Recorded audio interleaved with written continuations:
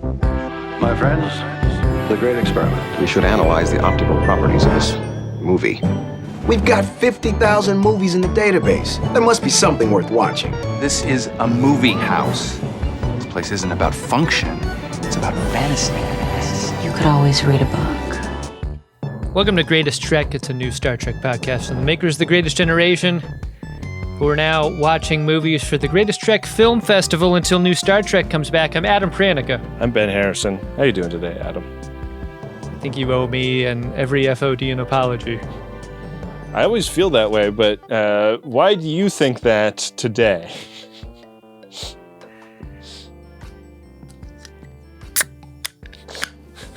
Are you cracking another long drink? Is that what's going on? We recorded an episode previous to this one. Mm-hmm. Had some beverages, and initially this afternoon you were like, hey, should we do the movie episode before the drinking episode? And I was like, no!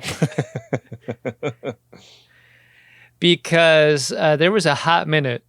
We were really trying to decide what movie we'd be watching for the festival. Yeah. This episode, and you rode pretty hard for Supernova. Why don't you remind me and everyone else why that is? Well, I remember seeing this movie in the theaters. I believe I went to the movie theater in Jack London Square in Oakland. I can't believe you saw it in theaters. So you were one of the 8 people who saw it in theaters? Yeah, and like absolutely stacked cast. And I mean, in more ways than one. And very much, this movie is very much a relic of a time when a movie that was not intellectual property could just get made, you know? Yeah. And like you could attach a big name brand cast to a movie like this.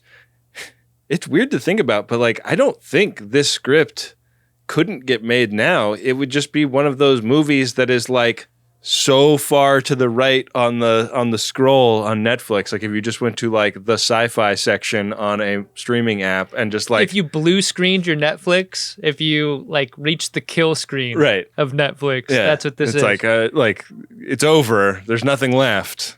You're very right about it being an artifact of its time. It's the horny 2000s incidental tits movie of like that decade. Like, yeah, that's also like the 90s character actor roulette of let's get a bunch of interesting actors together to do this project together.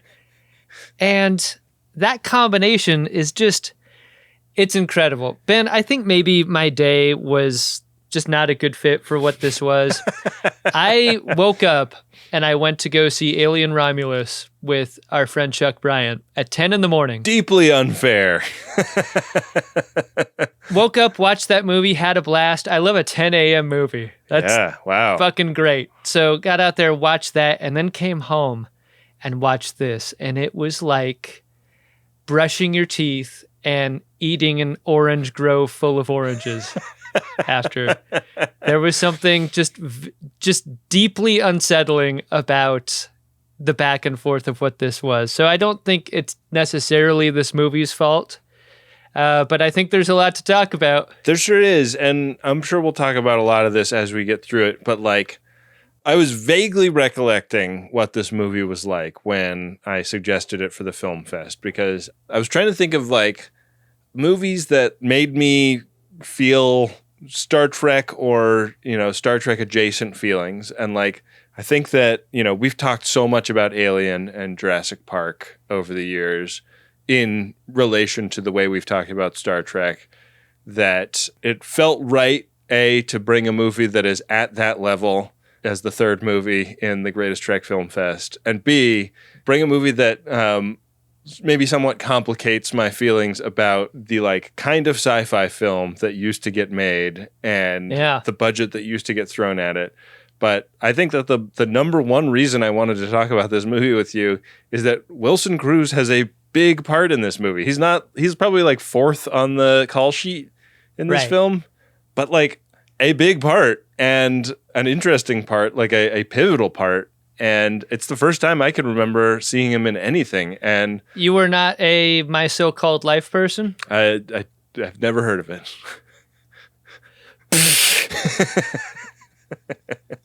Okay. So that sounds like fun. Definitely. Good. I was baffled at the extremely jacked James Spader in this movie. I think would be less jacked than today's Wilson Cruz. Yeah. A Wilson Cruz today who could break both of your hands in a handshake. Absolute Adonis. Could and has. Yeah. Yeah. We've crossed paths with Wilson Cruz a couple of times at premiere parties. He is, if this is even possible, even more breathtaking in person than he is in films and television. And I'll say this, a Robin Tunney whose tits could break both of your hands. Absolutely stacked. Yeah, many have said it, and maybe without further ado, we should get into this movie, Adam. It is the year 2000's very poorly reviewed sci-fi, not blockbuster, Supernova. By the way, before we get all the way into the movie, I do want to say, when I tried to play this on Paramount Plus, which is one of the apps that is currently streaming for free on, it started to play the Stanley Tucci movie, Supernova, even though everything in the metadata of the screen that I clicked on was the movie that we are actually talking about. So if this movie opens with two men spooning in a bed, you're watching the wrong movie. You're probably watching the right movie. That's probably a good movie. I bet Paramount Plus has received zero feedback about that. Ben, starships only come in two shapes. Mm-hmm. It's the shape that's very entrepreneurial, where there's a place where the people live, and then the engines are outboard in some configuration. Mm-hmm. And then there's the Babylonian style ship. Right. Which is the long extrusion that looks like a missile. Right. And that is what this ship looks like. I wondered if this was a miniature, because it felt too pretty and cool looking to be a CG in this era. What did you think about this? Oh, I thought it was all CG. Yeah, really? I didn't think anything was built at all. Okay. Yeah. I think it might have been a mini. That's my take. We cut around the ship a little bit. We meet Wilson Cruz first. He gets up and plays a little bit of chess with Sweetie, the computer, very cleverly named Sweetie and not Mother. And elsewhere on the ship, a lot of fucking is going on. We meet the captain, who is working on his anthropology doctorate, which is about violence in cartoons. Cartoonish violence is something you could call the film paper, given what happens to him later. Maybe? We meet James Spader, who is the co-pilot, so I guess second in command, and is fresh out of jail. He is doing this as some sort of work release job, this working on this ship, and he's talking to Angela Bassett, who's the ship's physician, about that. She does not trust him as far as she can throw him. And we also meet the ship's robot, which is a robot that looks like they were we got an amazing cast.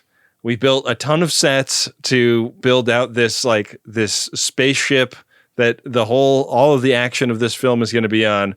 And then they got to the night before they were going to shoot this film, and they were okay, tomorrow everybody's call time is 6 a.m. We're gonna be on set shooting a movie. Fuck, we forgot to do the robot. What happened to your robot? Nothing. There's a moment in this movie later on where you can actually see Wilson Cruz's soul leaving his body as he watches this dude in a robot suit derp his way around the set. It is an atrocity. The reason I say that is you do not need this character at all. It is addition by subtraction to get World War I dressed Max Headroom ticking robot guy out of your movie. You don't need it. You really don't. I mean, it makes C-3PO look like a really brilliant design for a droid that is believable as a robot. It does make it clear that man in robot suit is a hard job. Yeah. And you shouldn't just make fun of that job. Yeah, I mean, you should make fun of this edition of that job because this is poorly done. Woof. We should introduce everyone except the robot. I think that's what I'm trying to say here. Like all these people are interested. I was delighted that we got a Robert Forster here. I thought like the headline for this was going to be James Spader. James Spader, an actor that I have absolutely loved over the decades. James Spader, an actor who seems to be in his own movie that is a very separate movie from whatever movie that he's in at any given time. Just a kind of intensity that is like a different electrical current. Like he's a plug that's going into a foreign outlet. Yeah. In whatever project he's doing in just a really interesting way. We can maybe get into this more, but like I almost felt like he was miscast as this guy and should have been cast as the guy they find in the rescue pod later. Right. Because that guy needed intensity that he didn't have, and maybe James Spader had too much intensity that he didn't need. If you're suggesting that James Spader brought too much intensity to his role, you're going to have to be more specific. Because I absolutely agree. I think for as interesting as the casting is here, and there are a lot of fun and good choices, I almost feel like James Spader is a mistake in that way because his energy is just not compatible with the energy of the rest of what's going on. Like, there's obvious sexual tension between him and Angela Bassett in this. Like, he's been on the ship for a few days and she doesn't like him because he is an ex-con with a known drug habit who seems to be incurious about the other people that he's serving with. But don't you think the sexual tension is only there just because they're naked much of the time in this film? They're so naked for so much of this movie. It doesn't feel like there's any, like if they were fully clothed for a bunch of the film, it didn't feel like there'd be many sparks between the Doctor and James Spader. He's an addict and she does not have good feelings about addicts. Yeah.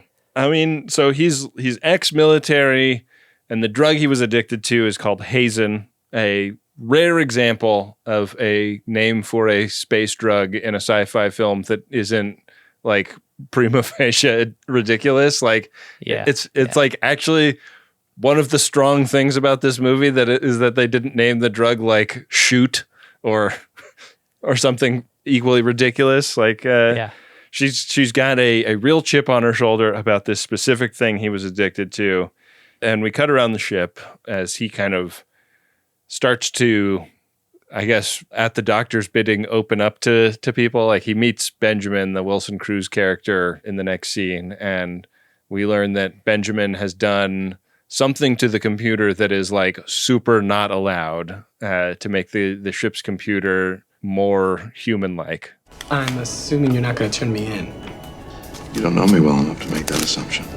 I mean, it sure seems to me that Wilson Cruz's character is like coded as a gay person who isn't allowed to be gay, so is instead a nerd person who's only allowed to have an intimate relationship with a computer, you know? Totally. And that was like another thing about this, like the 2000s-ness of this movie is like Wilson Cruz is not hiding what his sexual orientation is in the way he's playing this character. Right. But it is also never discussed. No. And the way many science fiction movies begin is with there's a distress call. And the Nightingale gets one here, and this being a medical ship, they're obligated to respond. And so they prepare for a dimension jump. Yeah. A dimension jump is a sort of jump that allows for a great distance of travel, and it must be done completely naked by its crew. Yeah, you got to get naked for a dimension jump.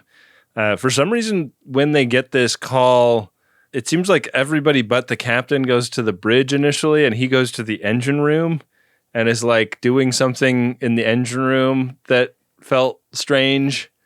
And the engine room is also just like a hole. It's very like Scotty and TOS in the Jeffries tube, this hole. There's an intensity with a Robert Forster that I feel like this movie marshals Totally. in a way that like makes you think, oh, what's up with the captain? Why is he doing that? Yeah. And then with what happens to him, you're like, did he mean for that to happen? What exactly is going on here? It kind of puts the onus on Robert Forster and his character instead of using the story to support his actions in any way. Totally. Mr. Van Zandt, plot us a course, please. Yes, sir. So they learn that this distress call was sent directly to their ship, which, based on the way they are reacting to that, we learn is unusual in the way their ship operates. And it's coming from rogue moon miners. The miners aren't rogue, the moon is. This mine is supposedly abandoned, but we got to jump there. And we're getting ready for our FTL jump, our dimension jump. And everybody is fucking scared about this. Like, it's a thing that the captain is like, I'm not doing that unless we feel like this is an actionable call. It feels very using the transporter on Enterprise. Yeah. Last time we did this, I didn't shit right for a month. You're gonna be fine. We get a name. Carl James Larson is the name of the person that sent the distress signal. Can I just say, with how often we hear the name Carl Larson, it's a bad name. It's a bad name for a script. It's difficult to say. Yeah. Roger. Carl Larson. Carl Larson. Carl Larson. Worst nightmare I ever met. It's bad. Yeah, it sounds like you're trying to say car alarm, and arson all at once. Yeah. You gotta have a different name here. And Angela Bassett's character is shook. Like, this is the last person in the world she wants to take a death-defying FTL jump to go rescue. One thing about this movie that I think is a blessing, and I mean that in a non-religious way, is that it is very short. It's a nice 90 minutes. And the reason I bring that up is because the time between the suggestion of how dangerous a dimension jump is and the realization of how dangerous it is and its consequence is 30 seconds. Yeah, because like they're all naked, like we're just hanging dong, titties are flapping everywhere. I didn't see any dong in my cut. I think Robin Tunney, I hope, got paid double. Yeah, I hope so too. The captain, like, last minute switches seats with the doctor. Yeah. And I thought that the visuals of the FTL jump were very interesting and unique. Like, there's like that filament that the ship travels on, and it does not look like hyperspace in Star Wars, and it does not look like warp in Star Trek. It's like its own third thing. It's like when you go to some tourist nations and you do like the zip line and the canopy. Uh-huh.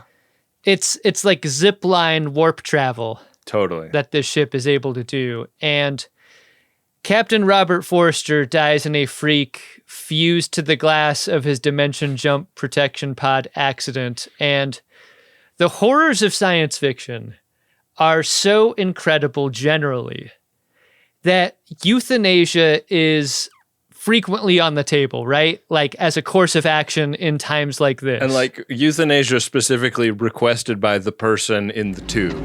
Kill me. Just stay calm. You get a bunch of ECUs on Forster and the fusing that has happened here. And I think one of the things the movie does right is incorporate as much hair as possible. Mm.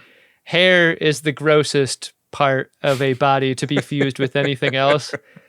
It is horrifying what we're seeing here. Just gross as hell, and also tragic because Robert Forster is, at this moment in time, the only credible actor you could say is in this film. And to take him off the board, I'm setting aside a great Angela Bassett and a great James Spader, but I think to a large degree, their greatness is realized a little bit after the year 2000. Mm-hmm. In a way that Robert Forster may have at this moment. It is so gutting. Like, I feel like the choice to make him like a sweet older man that is trying to get himself a PhD, like it's like, Oh, it's so fucking tragic. This guy, he's like the dad everybody wishes they had, and he's gone. I love Angela Bassett being like, all right, I'm going to clean this up. I think the thing about Robert Forster's character's death here is that it's maybe 10 minutes into the movie and it's clear he's the lucky one. So while he is being euthanized, the ship is getting bonked into by meteors because they've jumped into the vicinity of this moon, but also into the vicinity of a blue giant that is like sucking energy from everything in the space around it, and they're gonna crash. And Benjamin and Nick Van Zant, the James Spader character, and the Wilson Cruz character, have to. Jesus, you have character names here. Well, I thought it was significant that his name was Van Zant, given how much we've talked about Heat. yeah, that's fair. They have to run up to the bridge and save the ship, and this is a like override the all-knowing ship AI moment because Sweetie is not helping. All Sweetie is doing is telling them that this is an unsurvivable situation, and fortunately, Spader is able to save the ship and get them into a stable orbit. But yeah, like we learn that like they have to recharge their dimension drive, and that's going to take X number of hours, and it will finish 11 minutes before the star that they are near goes supernova. The crew takes great umbrage with this amount of time being the squish. Yeah, I loved how Lou Diamond Phillips was like personally affronted by this. Like, yeah, man, that's the situation. It's not something anyone personally did to you. I read an interesting thing about James Spader around this time, talking about how jacked he became for this film.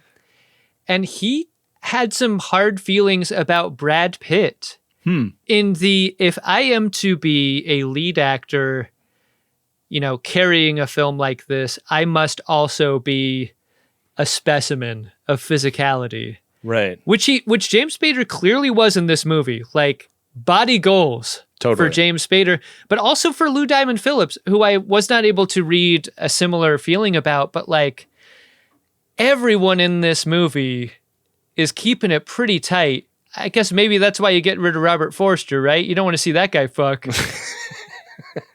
You don't want to see his long balls slapping against somebody's ass. 0G long balls. Just executive toying the clit. Well, that's how he gets people off, you know? We have learned that the ship is in like a dire straits. It's gotten hit by a meteor, lost all its fuel, and for some reason, it's time for naps. Like everybody is so tired from their ordeal. It's time to go to sleep. Rest up. It's exhausting to see a horrible death occur when it's your captain, especially. Yeah. And so Spader goes to Angela Bassett's quarters with a fancy bottle of pear brandy that I was very interested in. I really wanted to try this pear brandy. You were 20 when you saw this movie? Not even. I was probably, I think I would have been 17 when I saw this movie. It's interesting how early a fascination like that starts for you. You know? Always a fan of the brandy, is Benjamin R. Harrison. I mean, what could be better than growing the fruit into the bottle like that? Nice to hear the story of how it happens. Mm-hmm. That's neat. Yeah, and he is able to make peace with her. She was very much against him at the beginning of this film, and she is very much against him in short order as they go to the weightless room on the ship and get to fucking. There is a moment in Alien Romulus that I do not believe represents a spoiler. If you want absolutely zero detail on that movie, fast forward 30 seconds. But there is a zero gravity acid scene that I was thinking about during a zero gravity blasting scene. Mm-hmm. If you know what I mean. Yeah, wow. Let me see the bottle. The other people that have been doing a lot of fucking so far on the ship are Danica and Yerzy, the Robin Tunney and Lou Diamond Phillips characters. They've got a little bit of a thing going, and Lou Diamond Phillips is like, hey, great news. I got us an application. It seems like just getting the application is kind of a hard thing to do in this future. But he's gotten them an application to apply for the privilege of having a kid. You know how when you're in space, like your hair always looks blown out because of the zero gravity? Sure. Do you think that boobs and dicks always look good in zero gravity because they're not held down by their weight? Like they're always just out there, free? I feel like gravity only does bad things to dicks and only does good things to boobs. That's my feeling. Huh. Well, you're going to be a big hit at the senior home. Not if it's a senior home in space. Yeah. I read there was a bunch of post-production story work and effects work done to this movie such that they were putting faces on different bodies during the fucking in order to create sexual tension. Wow. Between characters that didn't exist during the script or during the production in order to make stuff up. So, pay close attention to these naked bodies as they fuck because I think there's only one pair of them. Wow. And they're kind of traded around to all the faces. Ooh. The color correcting one of the characters to have Angela Bassett's skin tone in post situation. Very problematic. Yeah, that color timer not allowed to run for office after having that on their resume. So they learned that the captain knew that there was a malfunction in one of the crash couches. So he knew he was going to die in the jump and jumped anyways. So he read the whole script. He got out of here. Uh-huh. Spader's character seems not super worried overall about their situation. Like they're in a stable orbit and they're gonna recharge and then get out of here. And it doesn't seem like anybody has thought at all about trying to find out what's going on with the people that sent this rescue signal until a ship takes off from this moon, this Rouge moon, and starts heading toward them. And it's a bit of a touch and go operation to get this escape pod docked.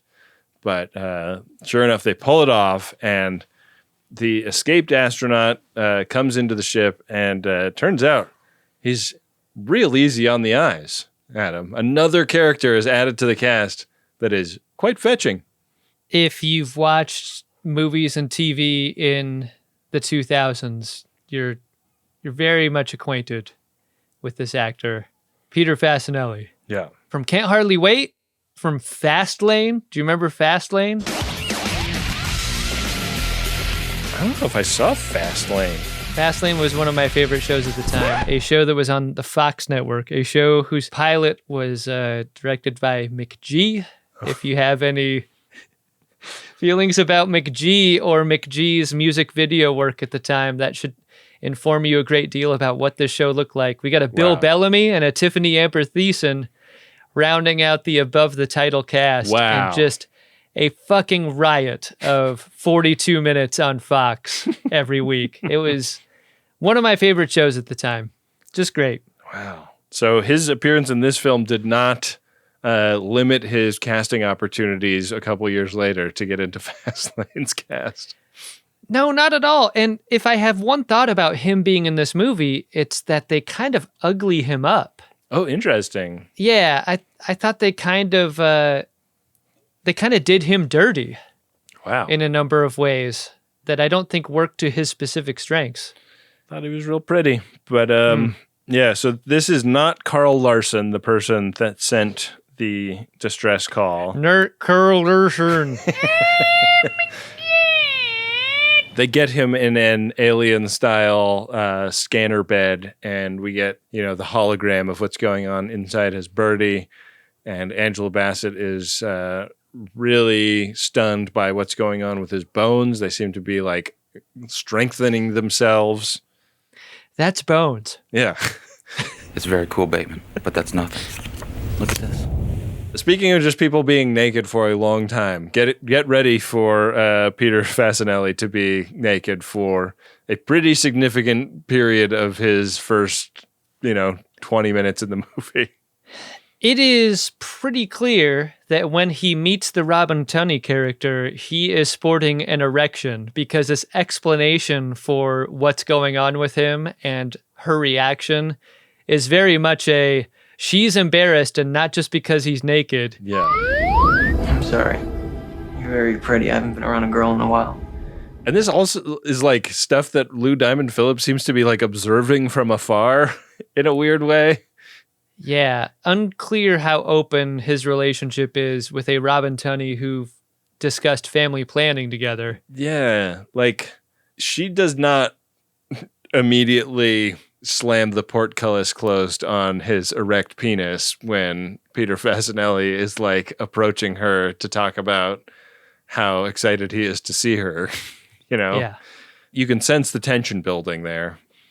Spader gets mad at Angela Bassett because she did not give the full context for who Carl Larson was to her or what's going on. She doesn't know this dude, but Carl Larson has a son that this could be.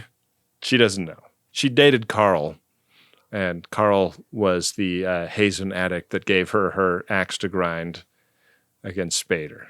When it's the only mystery in the entire film, you can pretty quickly surmise that Peter Fasinelli is, in fact, who they're talking about. Yeah. From jump. And the issue with his bones is related to why he looks the way he does. Absolutely. He claims to be Carl's son. He was scavenging on this moon, and his buddies that he went there with were dissatisfied with the riches that they were unable to acquire by scavenging there, and so like left him in the lurch, and he got abandoned. And Spader's like, well, we got to get out of here, and we ran out of a lot of fuel when that meteor hit us when we jumped over here to rescue you. And he's like, hey, good news, tons of fuel down on the moon. Seems like a great excuse to separate the one interesting actor from the rest. What you want to do is have James Spader not interact with folks for some reason. Like, given that is the best possible thing that he does. Yeah. I mean, he tells Lou Diamond Phillips to like look through the escape pod that is all like burned up from this guy's trip up from the surface of the moon. And Lou Diamond Phillips is pissed that he's getting shit work by the boss. I like the way that James Spader puts this, though. He's like, yeah, I could stick a robot on this mission, but then he gestures towards the fucking derpiest robot that's ever been depicted in science fiction history. He's like, but then we'd have to look at that piece of shit for any longer than a single minute. Like, I've never seen Plan 9 from Outer Space. I assume it has better robots than this movie. But that being the defense, like, yeah, I'd rather have a person do anything instead of that, actually carries a ton of water in this moment. Yeah. And it's a good thing, too, because when LDP goes over there, he finds this lava lamp type structure to bring back. Yeah. Hey. I'm asking you. Shuttle, you there? Yeah, what is it? Listen, I found something. You better get down here. On my way. This MacGuffin that he finds is like warping the space around it. There's like a ripple effect, and unafraid of whatever might be causing that, he just reaches right out and touches that thing.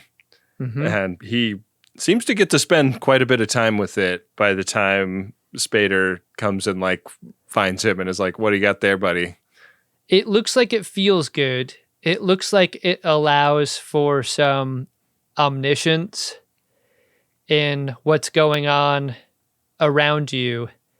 Outside of that, we're told that were it to detonate, it would maybe seed life or change life that exists into a different form of life, which could be good or bad depending on chance or whatever. Outside of that, very little is known about where this came from. Yeah. It's just alien in origin. It's old. We learn pretty late in the movie that this is a movie set in space in the future where like there are not aliens that humans are in contact with. This is like a staggeringly important discovery if it is in fact made by like an intelligent other. Mm-hmm. They call it primary contact, but that's just a theory, and they're like they don't know shit about it. And Spader is like, no man, like we don't know what this is. It's fucking potentially super dangerous. Like we're going to drop it off and leave it in space with a tracking device on it because, you know, we got a ship full of people here. We don't know what it's doing. I love that acting Captain James Spader suggests blowing this thing out an airlock.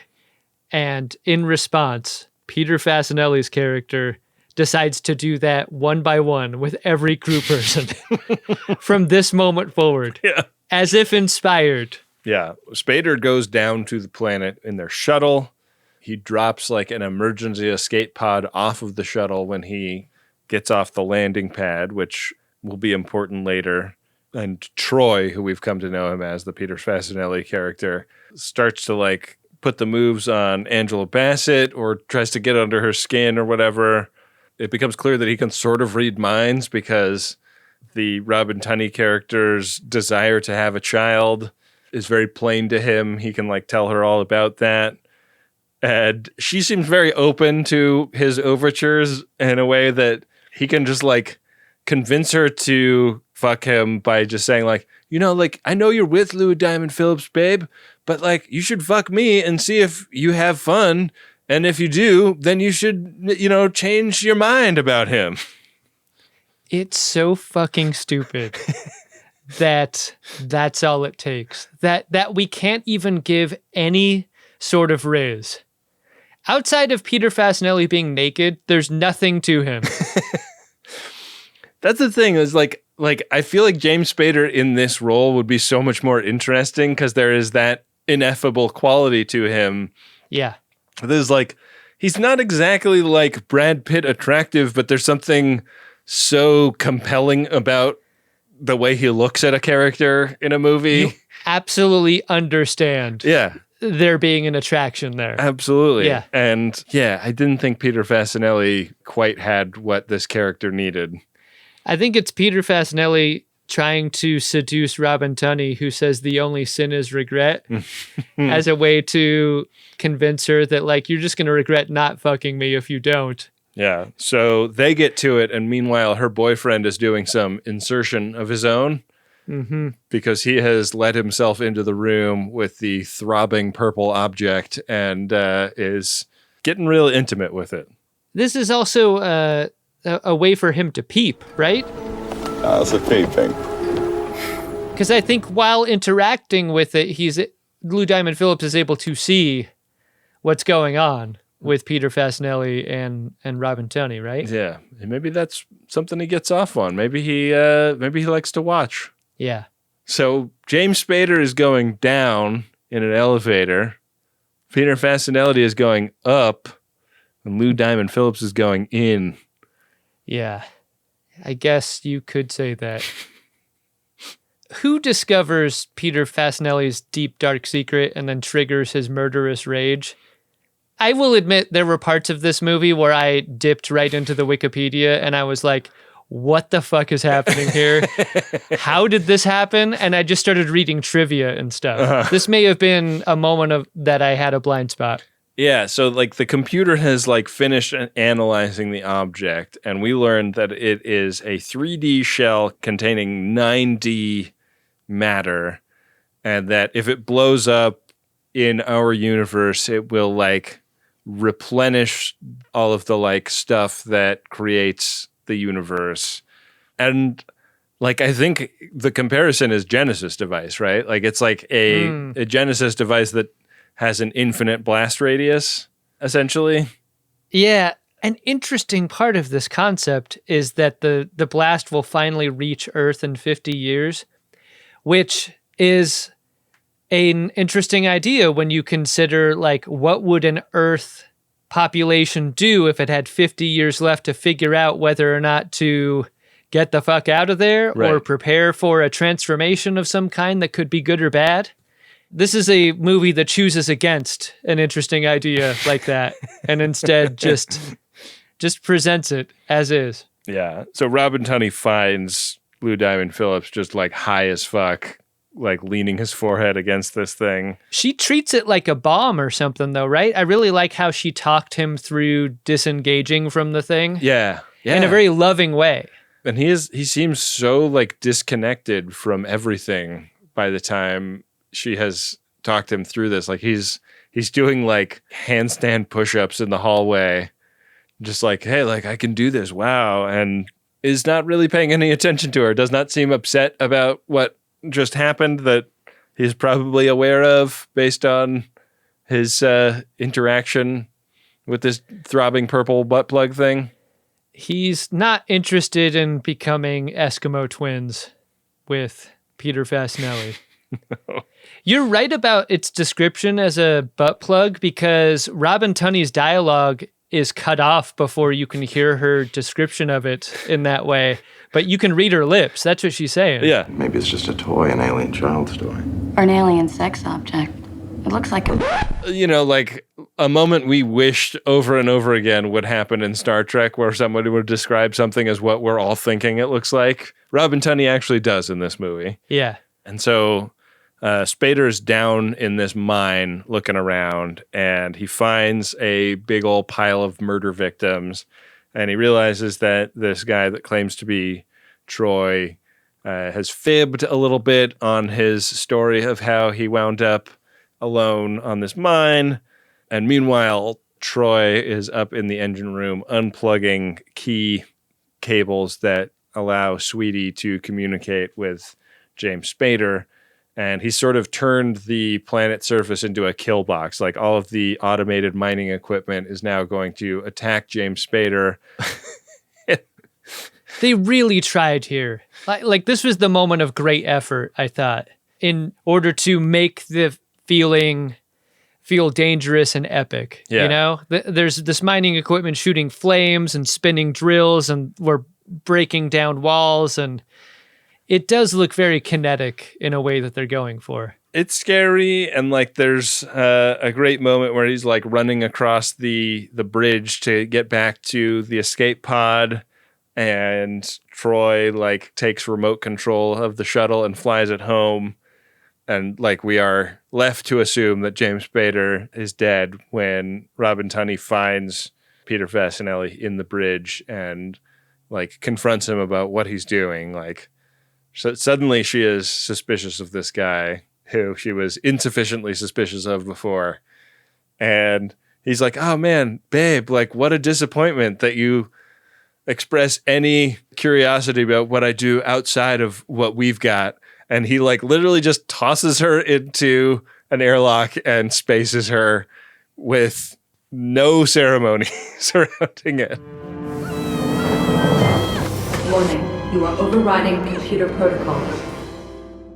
I think this scene represents the essential problem with the movie.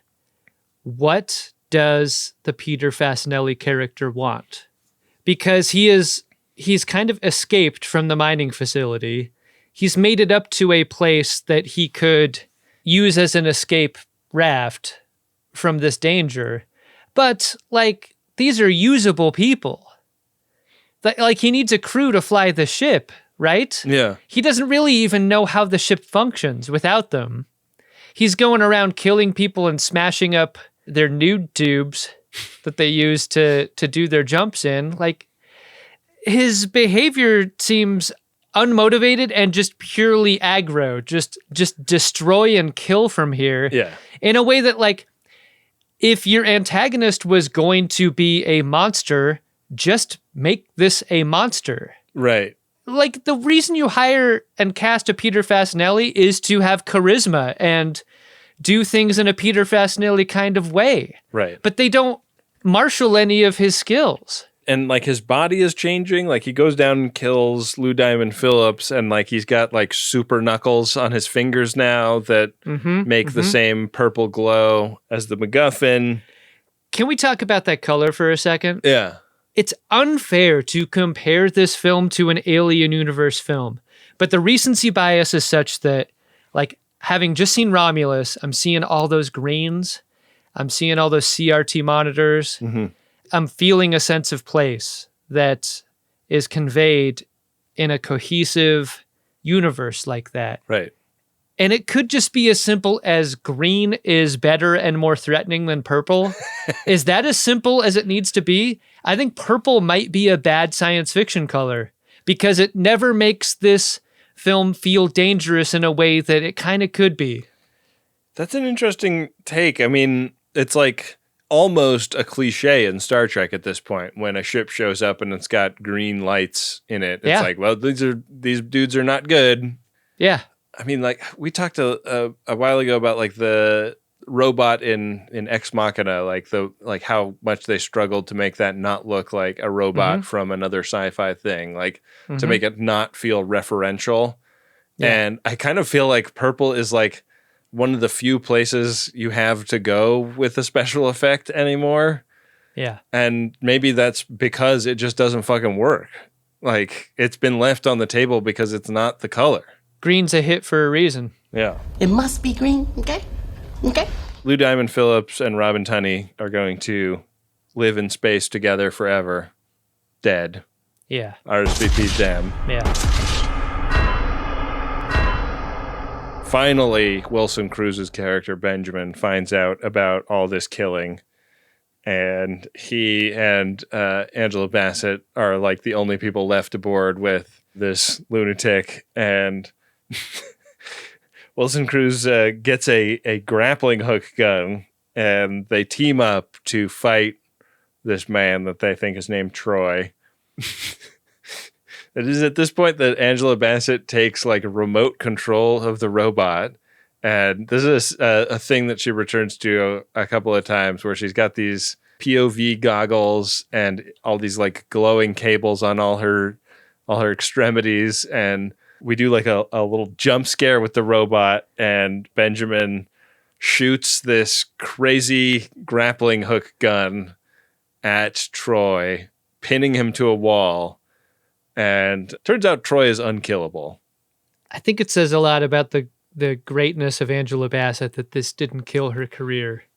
Because the act of putting on these glasses, of putting on the little finger cow milkers, and of puppeteering the worst robot in science fiction history. It does look a little bit like she's trying to play Stratagema. It does. You have made a mockery of me. It sort of feels like they're on the verge of beating Troy, though. Like they've got him like locked in a room, and Benjamin, the Wilson Cruz character, is like on the other side of some glass, and he's like trying to logic Sweetie into evacuating all of the air in the room that Troy is in, and he's like on the verge of getting it done when finally Troy breaks through the glass and murders him. RSVP Benjamin.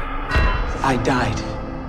Peter Fasinelli's grill is looking really rough. We finally learn that, in fact, he is Carl Larson actual. He's just been de-aged so much. It's like the end of Usual Suspects when this giant revelation happens. Only instead of the cop releasing the mug and having it shatter, it's just like spinning in place. That's how hard-hitting this revelation is. Yeah. Like, he seems to be like unsophisticated about what the object is, but has developed a philosophy around it nonetheless. Like, he doesn't know about the 9D matter and the like rewriting of the like 3D universe thing, but he's like, I'm the next leap in evolution, and like he's talking about rebirth and shit. And he's about to kill Angela Bassett when we find out that James Spader is on his way back in the escape pod that he jettisoned from the shuttle at the beginning of his trip to the surface of the moon. So he's on his way back, and he comes aboard like you think his spacesuit just got grappling hooked because this guy just used the same attack on Spader that Wilson Cruz used on him. But no, that was a dummy spacesuit. And he comes out and gets like two big, like sheer knife hands, which I don't know why they have aboard this like ambulance ship. I guess it's like the Jaws of Life hands for your spacesuit. God, I don't know. Yeah. I can't think of the uses. Yeah. At this point. So very aliens conflict between them where he's got like an augmentation that, because Carl, super strong, like the Carl Larson, the effects of the alien butt plug on Carl Larson have made him super duper strong. He's now got like a swollen face also, like his face is even muscly, like his arms are extra muscly and everything. At no point in this movie are you aware of whether or not this is a willful choice or not, or if just in taking battle damage, the Peter Fasinelli character becomes a little burbly. Yeah. Or whatever. Like, does it take effort for him to keep his human form? And by being injured, is this what happens to him? Unclear. Anyways, he bricks all of the jump chambers but one so that he could be the only one to make it back safely. But somehow they successfully kill him, even though everything they've tried so far hasn't worked. I was like a little unclear about whether he was dead or not by the time they did the jump. Mm-hmm. Because it seems like that would be ripe for a post-credits Michael Myers situation. Right. Or just a Ripley getting ready for her jump situation. Like, yeah, I finally got off that horrific ship and I'm going home. Yeah. Oh shit, the alien is still here. But no, Spader and Bassett run to get naked and they do the dimension jump. And one of the visuals we get in the like kinetic edit of all of the psychedelic imagery of the dimension jump is sperm going into an egg. Yeah. And when they arrive back at Earth, they have swapped one eyeball each. So they have like that thing where one eye is not the same color as the other. They're both David Bowieing. Yeah, and Angela Bassett is preggers. And in 50-something years, Earth is going to find out if it'll be destroyed or ascent to a higher plane of whatever the fuck. Did you like this motion picture, Adam? Congratulations. And welcome home. So as I said many times, I saw Alien Romulus before this movie. But what I didn't mention was that after watching this movie, I went to a screening that was hosted by Chuck Bryant, who is a real-life friend of ours and a real-life not fan of the hit bonus podcast Factory Seconds. What he screened at a film festival that was constructed around, like it was a podcast film festival is what it was. I'm so fucking hurt that we weren't invited to take part, given the Greatest Trek Film Festival. Yeah, I felt the same way. Yeah. What he introduced was Midnight Run, and as its introducer, he spoke very kindly about a film that he loved for 10 minutes, and then we watched the movie, had a great time. And that was that. And it really made me wonder what would have happened if you had introduced this movie at the American Cinematheque Film Festival for podcast host Ben. I do want to say some kind things about it. One specific thing I really liked was Peter Fasinelli ramming James Spader in his spacesuit into the ceiling and then pulling his body down, but the helmet remains up in the ceiling. I've never seen that before in a science fiction movie. I thought that was fun. I like science fiction films that have a what is this unknown object bend to them. That's neat. But this is a horror film which makes the case that the scariest thing in the universe is a creepy dude with an obsession. Mm-hmm. And that's too bad. That's not science fiction. Yeah, I mean, everybody just knows that, Any woman in your life will tell you that that's a contemporary issue. I've heard that with the horror film, one of the things you try to do with a horror film is ruin something for everyone. So Jaws ruined going swimming at the beach. This movie attempts to ruin science fiction movies. This movie attempts to ruin like incels, and it's like, they kind of ruined themselves. It was a risky proposition. I knew going in that I was going to watch 3 movies in one day, and this was going to be the middle. Like, I love seeing 3 movies in one day. That's crazy. You went for the record, didn't you? There are entire podcasts that are like set up to shit watch films like this one. And I'm just grateful that ours isn't one of those. Because this movie took a lot out of me. Like, I'm glad this was bookended by two really fun and good movies, because I really had a visceral reaction to this. And I think a big part of it is like sometimes you can throw a big budget and a lot of good talent at a thing, but if the story just isn't there, you've got shit. Yeah. And this is what that movie is. Like, a lot of talent and a lot of money is brought to bear on this. And it's just too bad that this is the result. Yeah, but at least they tried. Like, I think that the thing that... I would argue that this film was on the shelf for like a year and a half or 2 years. Like, it tested so poorly. Yeah. They didn't want to keep throwing money at this $80 million movie that made $14 million. I don't think you put this movie out.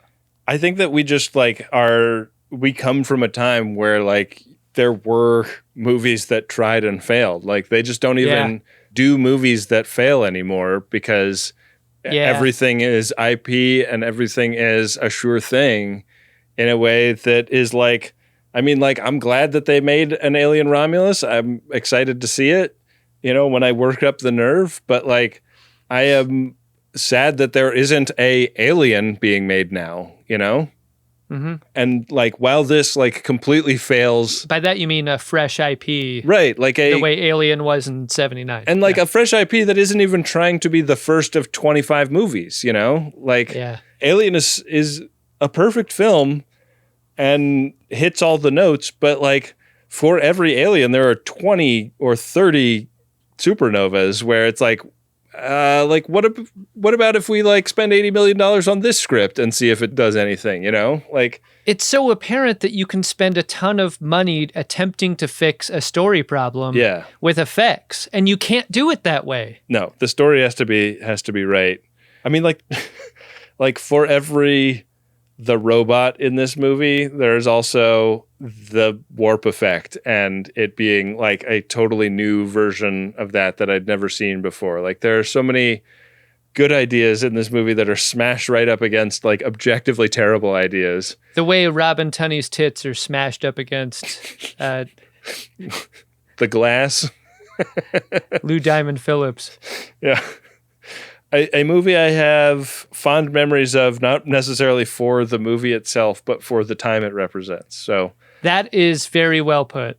So that's why I wanted to watch this one for the Greatest Trek Film Fest. And thank you for joining me for this one, Adam. Do you want to see if there's anything on the Priority 1 docket for today? Let's see if we've got P1 smashed up against something else. Priority 1 message from Starfleet coming in on secured channel.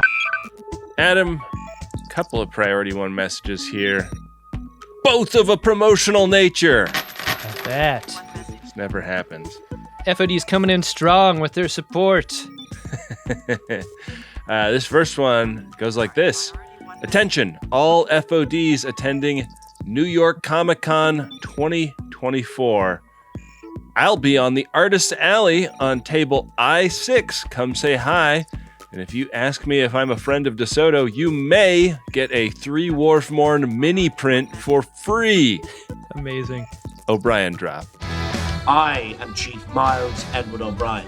This is fucking spectacular. While supplies last, LeVar Burton bullshit drop. Total bullshit, man. It's just bullshit. Wow. How about that? That's from our buddy Felipe Sobrero, who has designed all kinds of merch and our Game of Buttholes over on our other smash hit Star Trek podcast, and even did a poster for us on our last big tour. Complicated memories about 3 Wharf Morn. An idea we spoke into existence and yet was refused by our friends at the network for hewing too close to copyright, I guess. Yeah, they were a little more risk averse than we ever have been on that count. Yeah, go and get a high five from Felipe, one of the great FODs we've had over the years and just such a talented artist. And what I believe to be a rare time to run into him. So go see him at New York Comic Con. Yeah, outside of Brazil. yeah, I'm also just like a super duper talented artist. Yeah. I follow Felipe on social media, and like every time he posts work, I'm just totally delighted by it. So go check that out if you are in the New York area or traveling to it for Comic-Con. Ben, we got another promotional message here from V.S. McGrath. Whoa! Real life FOD V.S. McGrath. Their message goes like this. You know how people say they'd buy more books if they could also buy the time to read them? Do people say that? That's a pretty great quote. I like that. That's where audiobooks come in. FODs are already filling their ear holes with great pods, so why not fill the rest of your holes with a Weird West tale of adventure and magic? The Devil's Revolver by V.S. McGrath is about a ranch girl with a cursed gun on a desperado quest to save her kidnapped sister. Books 1 and 2 are out now and read by the incredible Autumn McNamara. Wow. You can get books in all kinds of places, but V.S. McGrath is asking that you find her book, The Devil's Revolver, on Audible and Amazon, or check out the complete series wherever you buy your books and ebooks. devilsrevolver.com is where you can find out more information. Wow. V.S. McGrath, person we've gotten to meet and hang out with a couple of times at Toronto shows. A delight, and I hope people will check out these books. I believe a couple of sneaky Greatest Gen references can be found therein. Yeah, get into it. Get into it. Buy some books and buy some time to read. And buy some stuff from Felipe. Yeah. Thanks to everybody who got a P1 on today's very special all-commercial FOD P1 segment.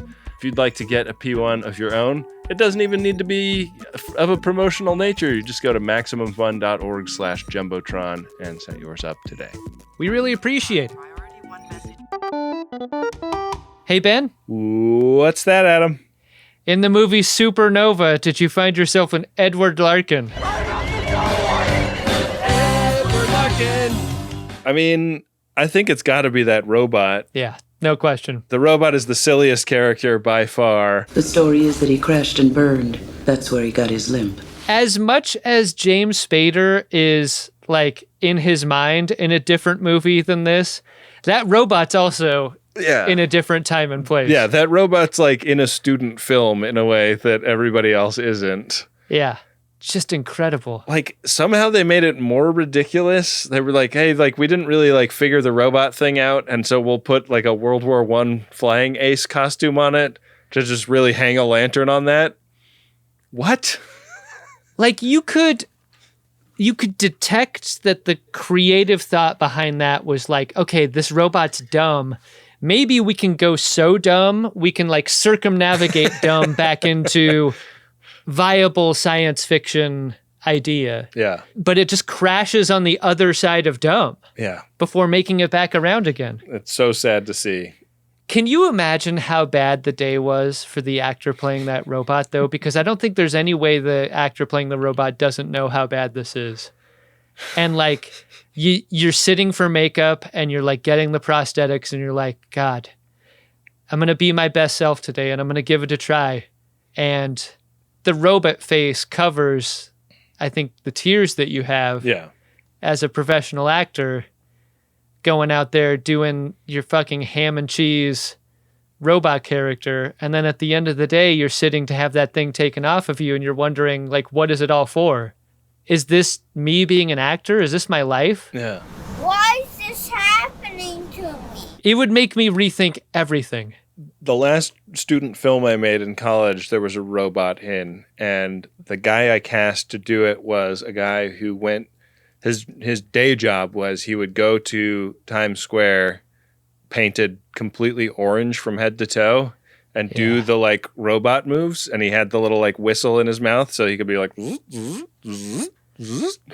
and he was, like, super good at the, like, movement of that, and my robot didn't look great, you know? It wasn't a super believable robot. He did a great job, but that's, I don't think, the best way to do it.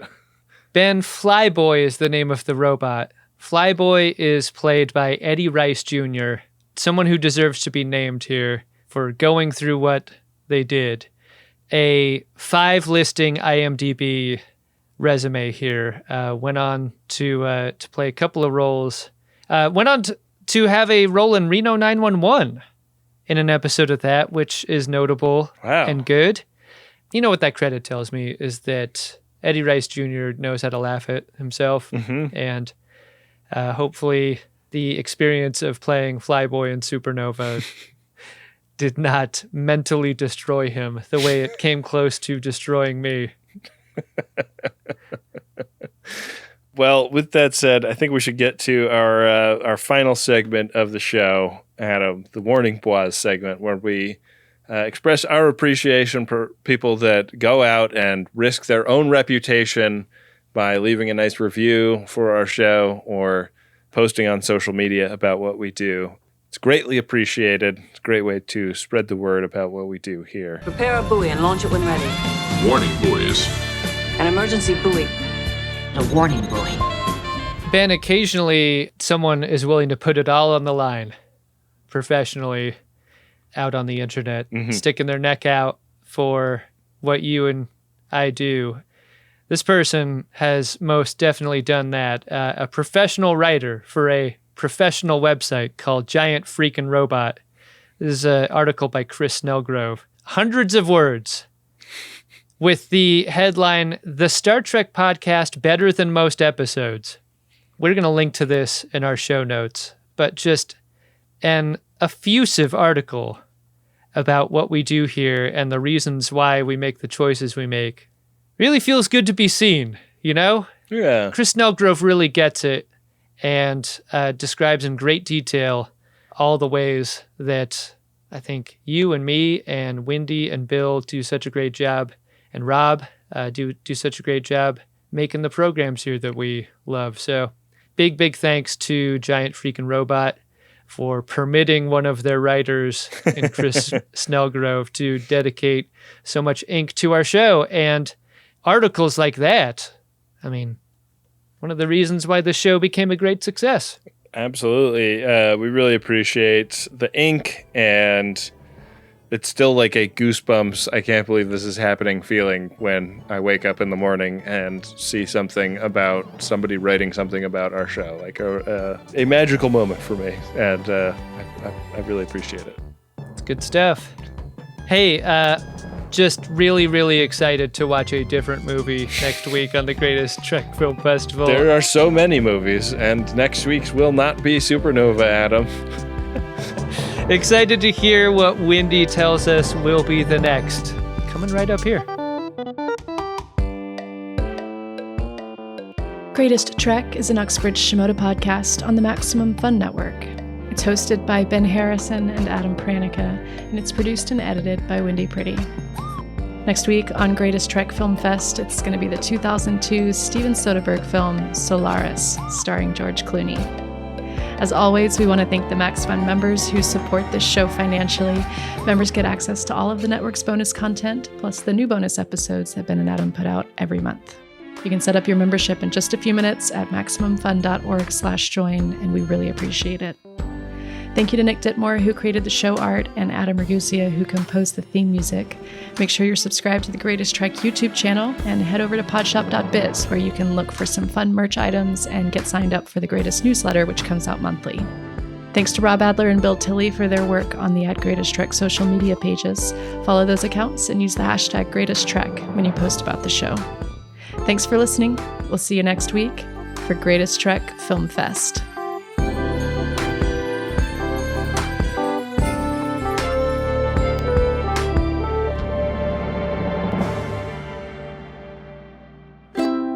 Maximum Fun, a worker-owned network of artist-owned shows. supported directly by you.